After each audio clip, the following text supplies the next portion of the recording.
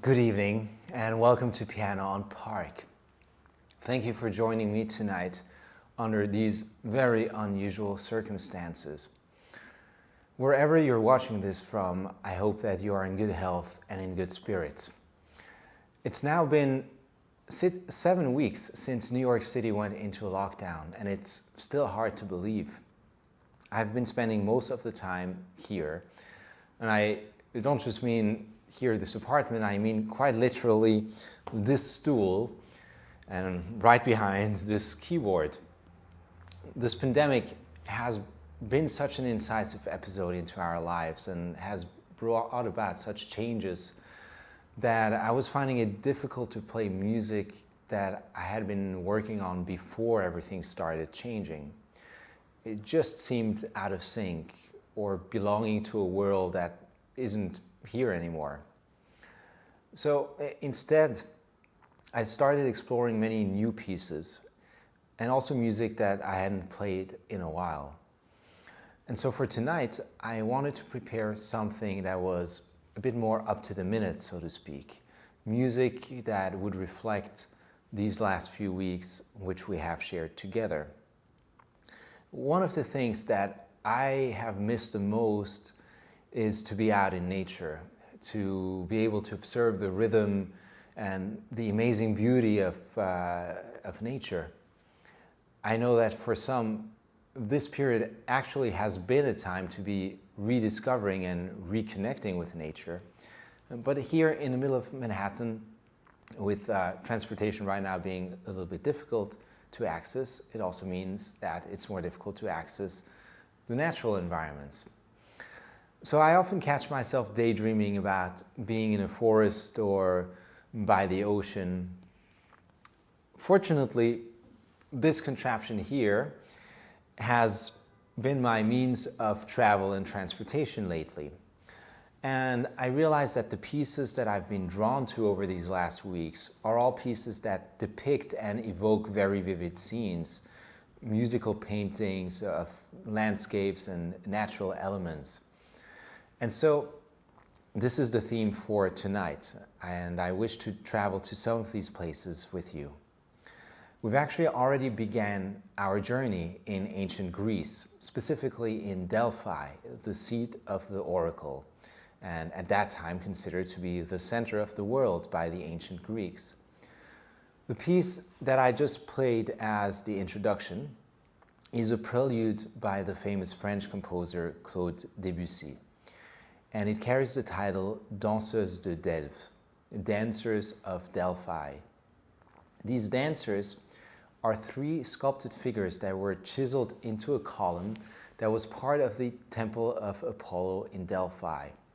They were then discovered by a team of French archaeologists in 1894, only about 15 years before Debussy wrote his prelude. In fact, Debussy wrote this prelude after having seen a reproduction of the figures at the Louvre in Paris. We can, of course, only guess what it was about these stone figures that moved Debussy to write this piece. We only have this short piece as the result of his inspiration. And this elusive title, Dancers of Delphi, leaves a lot of space in between the title and the music, and that can be filled out by our imagination. There's a name for music which represents something that is found outside of the music itself, and that is program music. And these are pieces that represent something or an experience you might already be familiar with. You'll see, for example, that each Debussy prelude gives you a very specific title, and that these titles set the scene. Knowing what the scene is and what the piece is about adds a layer to the music. But you also have the opposite in music, what is called absolute music. And that is music that does not refer to anything else besides what the music already expresses through its own language.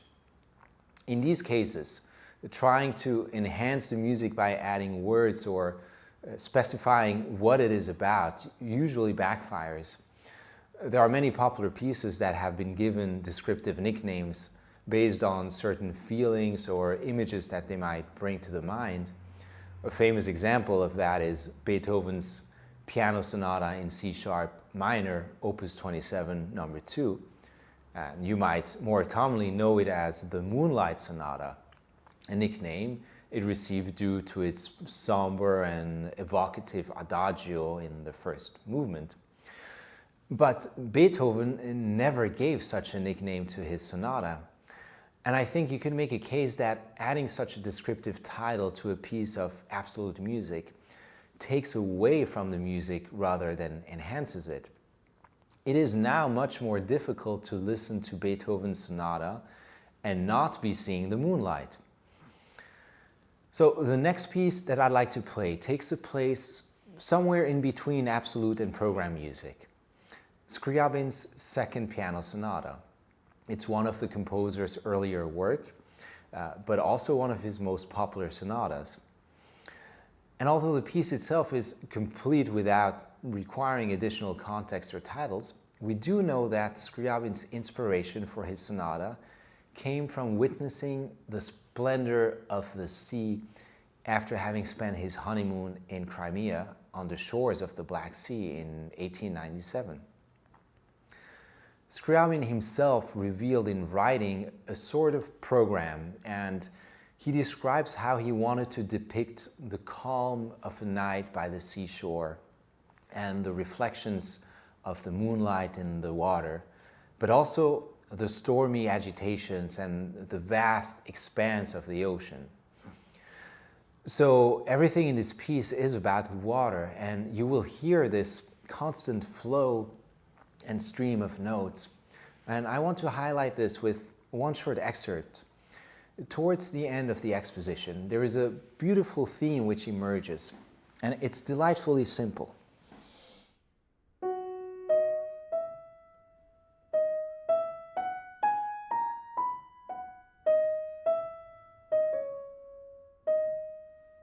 And you hear it again, one octave lower.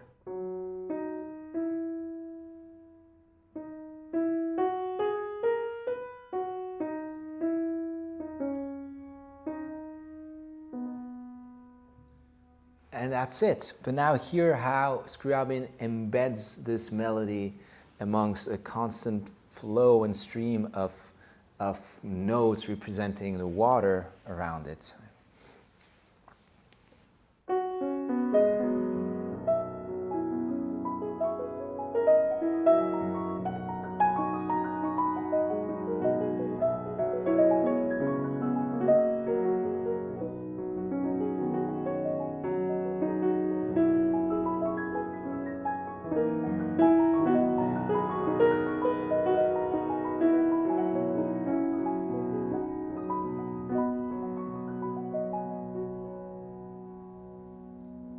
You can hear the melody, but it is as if water is flowing all around it. And later in the piece, you will also hear some stormier moments, but I don't want to reveal the climax yet. So here, I'll leave you with Scriabin's fully immersive postcard from 1897.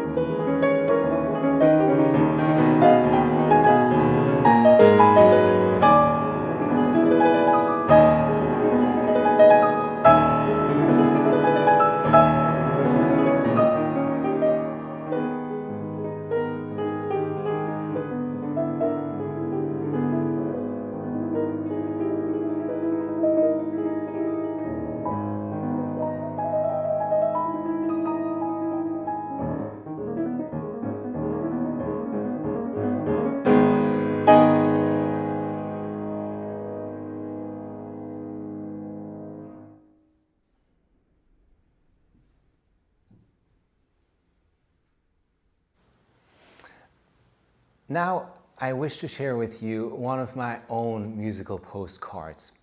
And it doesn't depict anything specifically, but it's a piece that I wrote recently on one of these deadly quiet nights in New York. And I wanted to capture the sense of expansion of time and also the slowing down of our lives, and with that a renewed sense of space, of silence, and of the present moment. I called it Feuillet d'album, which means album leaf for clarinet and piano. And this will now also be my first attempt at socially distanced chamber music. I sent the clarinet part to a friend of mine and a clarinetist, Louis Arques, who usually lives in New York, but who's currently holed up in Massachusetts with his partner and with his clarinet. And he recorded the part, sent me the video, and now I'm going to attempt to play along with Louis and see if that works. So let me pull Louis up on my iPad. So here's Louis, and with a little bit of digital trickery, he's going to appear on your screen, so you'll have a better view. So this is Feuillet d'album pour clarinette et piano, and I'm putting Louis the clarinet right inside the piano here. Here we go.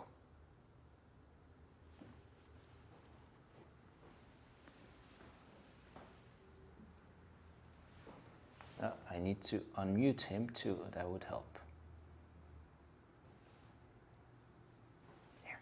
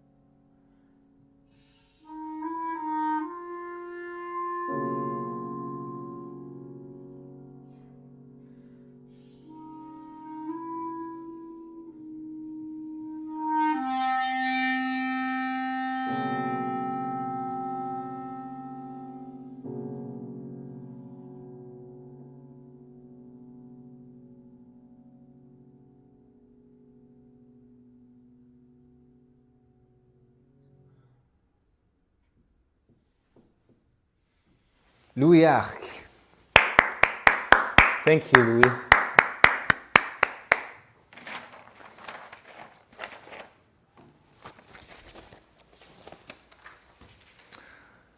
Around the same time when I wrote this piece, a delightful occurrence happened which leads us back to Debussy's Prelude. If you live in New York, you might remember that last Thursday was a day with very intense and howling wind. My wife and I were even worried that it might smash our windows. And that day I was practicing Debussy's Prelude called Le Vent dans la Plaine, the wind in the plains. The piece was being accompanied by the howling of the wind, and it was quite uncanny.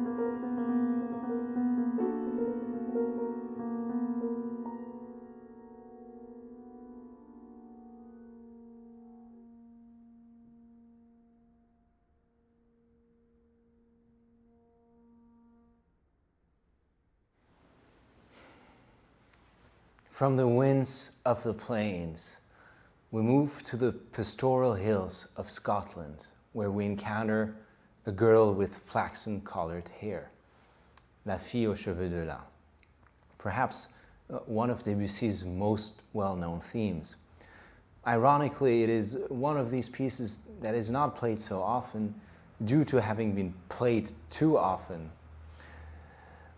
I, of course, wondered who this girl is, and we find the girl as a character in a poem by Le Comte de Lille, a French poet. It's part of a series of what the author titled Chansons écossaises, Scottish songs. But to me, this prelude is not so much about the girl herself. I think what Debussy, the composer, captured so well is the gaze and the emotions of the observer while looking at this girl. We are led to experience this moment, a gaze filled with tenderness, with generosity and delicate love. May we all look at each other with such a warm gaze.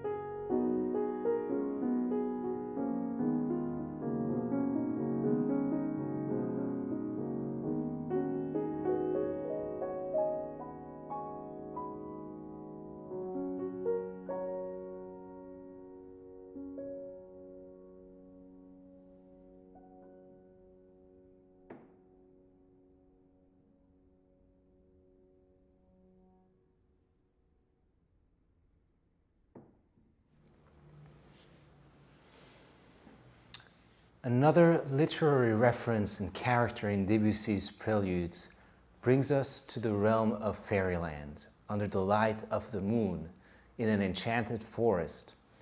It is the setting for one of Shakespeare's most beloved comedy, A Midsummer Night's Dream. And there we encounter Robin Goodfellow, also known as Puck. Puck is a clever but mischievous fairy. He's a mythological jester, an erratic trickster who loves practical jokes. Debussy portrays this Puck in a dance in the prelude titled Danse de Puck. This also introduces us to Debussy's masterful use of humor in music. Now we'll go straight into the next prelude, Minstrels, which also packs a lot of surprise and musical effect.